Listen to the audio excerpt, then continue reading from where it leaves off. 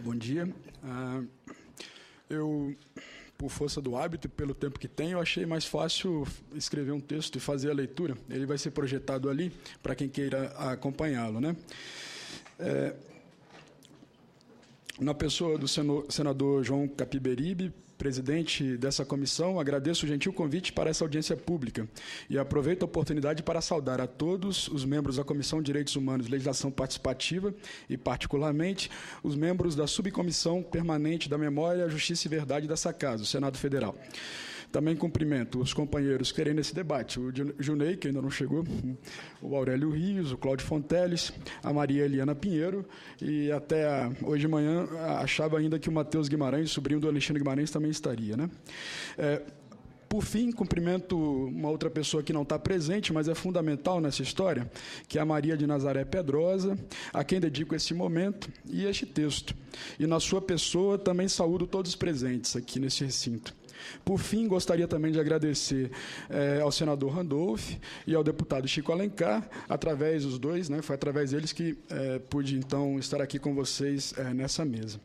Sou estudante universitário, doutorando em literatura brasileira pela Universidade de Brasília. Desde 2009, já residindo na capital federal, ao tomar conhecimento mais aprofundado da história da Universidade de Brasília, às vésperas de suas bodas de ouro, optei pela militância na luta em torno da memória, verdade e justiça, sobretudo essa última, a justiça.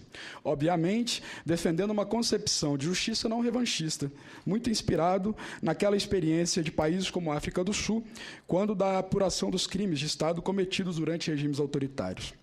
Esse engajamento me levou a presidir, em 2012, a Associação de Pós-Graduandos da Universidade de Brasília, e que, naquela ocasião, recebeu o nome de Eda Santos Delgado, estudante do curso de Direito da UNB, desaparecida em 74, numa viagem entre Rio de Janeiro e São Paulo, provavelmente pelas mãos do regime civil-militar ditatorial.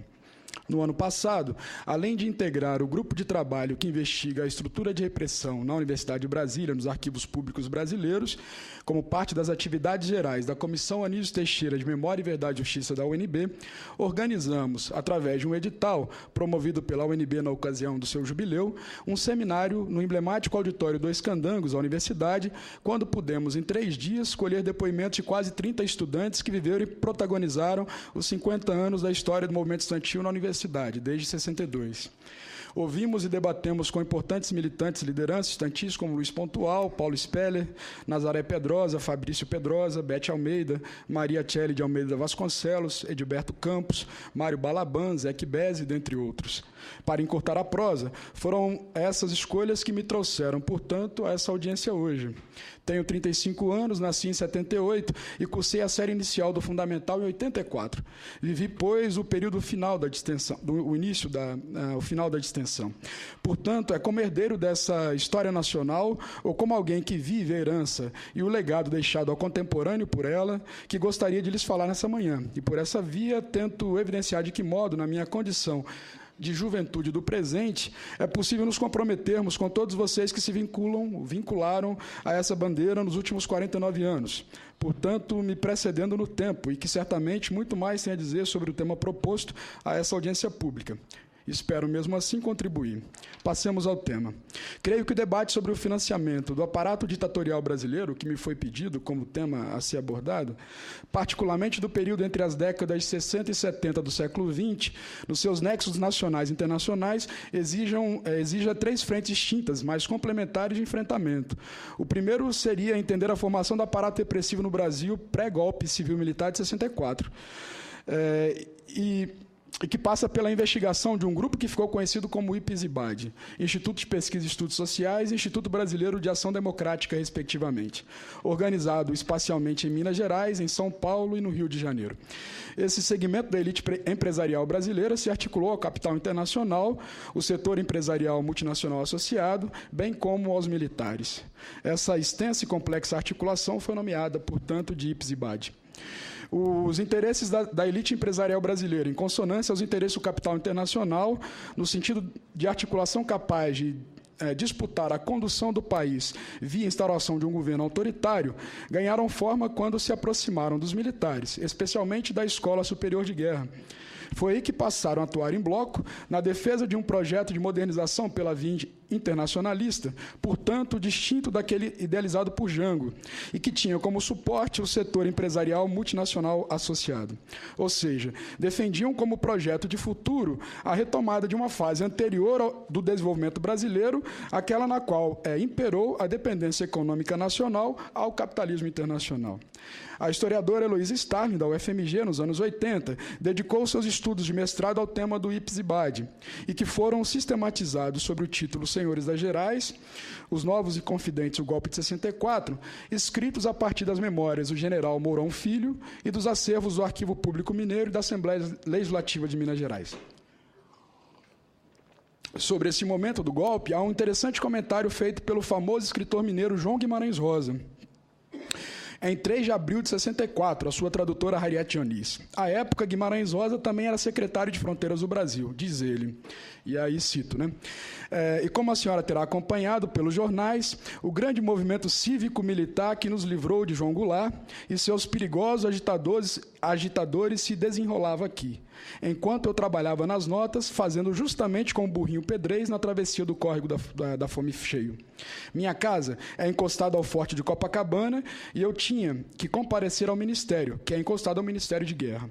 Daí, rogo-lhe desculpar muita coisa, principalmente o tom das notas. Na mesma carta, ele continua dizendo: 2 coisas me confortam imensamente no momento.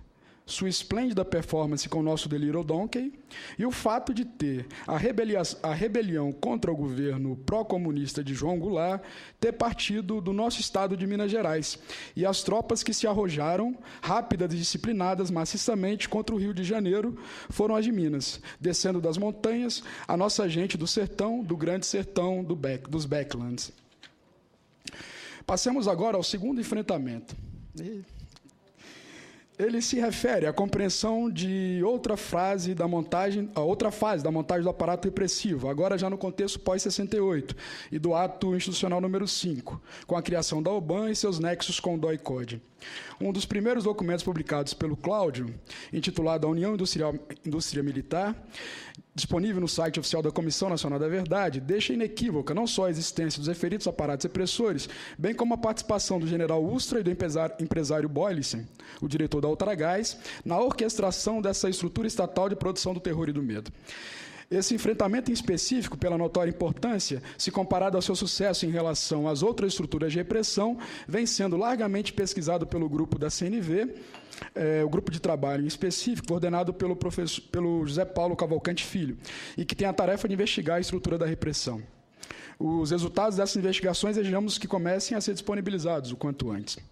O terceiro e último enfrentamento, também contemporâneo do período pós-AI-5, refere-se ao trabalho de investigação do que foi a Operação Condor, aquela articulação entre vários estados ditatoriais da América do Sul a partir de 69, denominada Escola das Américas, capitaneada pelos Estados Unidos da América e por seus aparelhos de inteligência e segurança militar, cujo objetivo era, entre outros, a eliminação de chefes de Estado considerados inconvenientes e perigosos, a realização daquela etapa do processo de produção capitalista que se intentava em toda a América Latina, e cujo desdobramentos conhecemos no Brasil como um milagre econômico no início dos anos 70, quando também se criou a grande maioria dos cursos de pós-graduação brasileiros, por defenderem concepções e projetos de nação de base essencialmente populares ou voltados aos interesses do bloco comunista mundial. Vivíamos a Guerra Fria.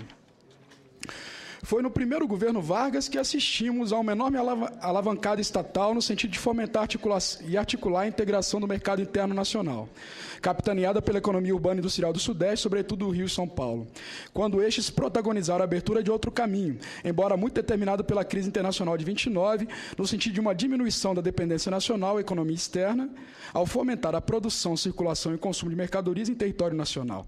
Em linhas gerais, essa política econômica permanece no Brasil até o início da década de 50 e começa a ser alterada quando o Brasil, particularmente empresariado de Minas Gerais, São Paulo e Rio de Janeiro, abre sua economia à participação externa de empresas de capital privado internacional. A leitura do livro de Heloísa Starling nos faz crer que serão esses mesmos empresários que também se associaram aos variados setores conservadores das elites locais e regionais, agrárias, urbanas, financeiras, religiosas e mesmo as nacionais, internacionais, estrangeiras, através do Ipsibad, os responsáveis pelo financiamento e execução do golpe em março de de 64 contra o Brasil de João Goulart e contra a sua utopia de uma nova e outra independência nacional.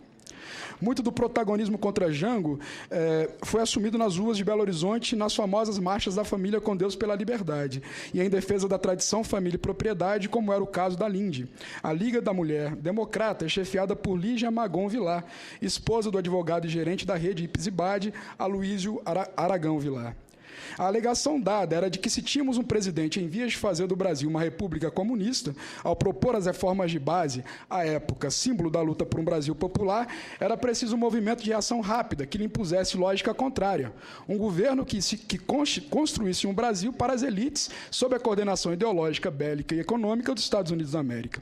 Portanto, em contraponto à concepção de Brasil e de nação, ao projeto ao projeto que daí decorre, idealizada pelo grupo que era representado no Brasil por João Goulart, se impôs violentamente outro projeto de nação. Aquele que, submetido ao imperialismo industrial estadunidense, era caracterizado, entre outras coisas, pelo estímulo à produção industrial de armas. O mesmo documento anteriormente citado sobre a relação entre indústria e militarismo na ditadura do Cláudio Fonteles traz informação de que, em 31 de março de 64, em São Paulo, se criou o Grupo Permanente de Mobilização Industrial. GPMI, um órgão da Federação das Indústrias do Estado de São Paulo, a Fiesp, e que tinha a intenção de organizar nacionalmente uma espécie de indústria bélica brasileira. Tínhamos, portanto, dois projetos de nação em disputa política pela condução e direcionamento dos rumos que daria ao país. O livro de Stalin traz, ao seu final, enorme lista na qual é possível saber, tanto nacional quanto internacionalmente, os nomes das pessoas e instituições que estiveram vinculados ao Ipsibade em Minas Gerais, portanto, ao financiamento e montagem do aparelho repressor. Cito aqui algumas das entidades mais significativas: a Associação dos Bancos de Minas Gerais, o Centro das Indústrias da Cidade Industrial, o Clube dos Diretores Lojistas, a Cooperativa Central de Produtores Rurais de Minas Gerais, a Federação da Agricultura de Minas Gerais, a Federação das Associações Comerciais do Estado de Minas Gerais, a Federação das Associações Rurais do Estado de Minas Gerais, os sindicatos do Comércio Varejista de Combustíveis Minerais de Minas Gerais, da Indústria de Carnes, Derivados e do Frio de Belo Horizonte e das indústrias de fiação e tecelagem de Minas Gerais, a Federação do Comércio do Estado de Minas Gerais, a Associação da Indústria de Minas Gerais, o Sindicato dos Bancos de Minas Gerais, a Indústria Magnesita, a Mannesmann Mineração, a Companhia Siderúrgica Mannesmann, a Siderúrgica Belgo-Mineira, a Caixa Econômica Federal de Minas, a Uzi Minas, a Acesita, o Departamento Nacional do SESI, a Sul América Seguros, a Companhia Telefônica de Minas Gerais, a Construtora Andrade Gutierrez, a Companhia Força de Luz de Minas Gerais, o Jornal o Globo, o Banco de Desenvolvimento de Minas Gerais, dentre outros tantos. Na página 365 do seu livro, Stalin ainda rola enorme lista de 50 nomes de políticos que receberam recursos financeiros da rede BAD, ADEP, ADP. Cito os mais expressivos: Bonifácio Andrada, da UDN, Cônego Pacheco, Hermelindo Paixão, Arthur Bernardes Filho e Valdir Melgaço.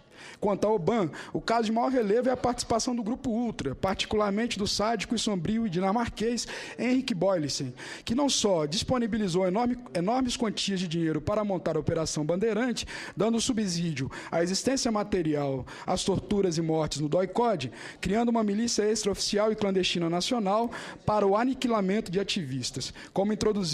Além disso, ele também introduziu a pianola Boylissen, inventada nos Estados Unidos, como método de tortura.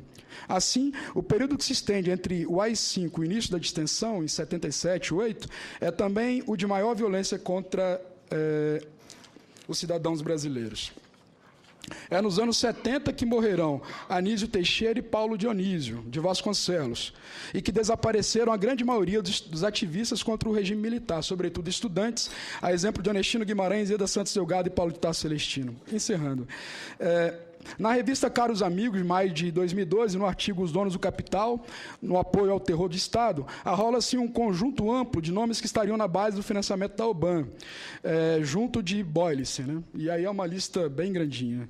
A Operação Bandeirante serviu de base à criação de outra, a Operação Condor. Essa tratava de organizar em toda a América do Sul aquilo que no Brasil ficou circunscrito ao DOI-CODE e à OBAN. A Escola das Américas, unidade das Forças Armadas dos Estados Unidos que funcionou no Panamá, destinada aos altos estudos da tortura, teria capacitado 60 mil militares de 23 países entre 46 e 84, sendo a principal referência e orientação quanto às táticas de guerra, repressão e aniquilamento dos movimentos sociais populares, bem como daqueles governos de orientação popular. O depoimento do ex-presidente argentino Jorge Rafael Videla foi fundamental para adentrar a existência daquela organização continental. E aí, eu não vou... Bom, para finalizar mesmo, só gostaria de dizer, então, que nesse debate da Operação Obama, uma coisa que ela permite, que é fundamental, é a gente descobrir o que aconteceu com João Goulart e com o JK. Fábio, porque ela permite isso. Obrigado. Pode continuar para concluir? Tá, eu já concluí. Obrigado.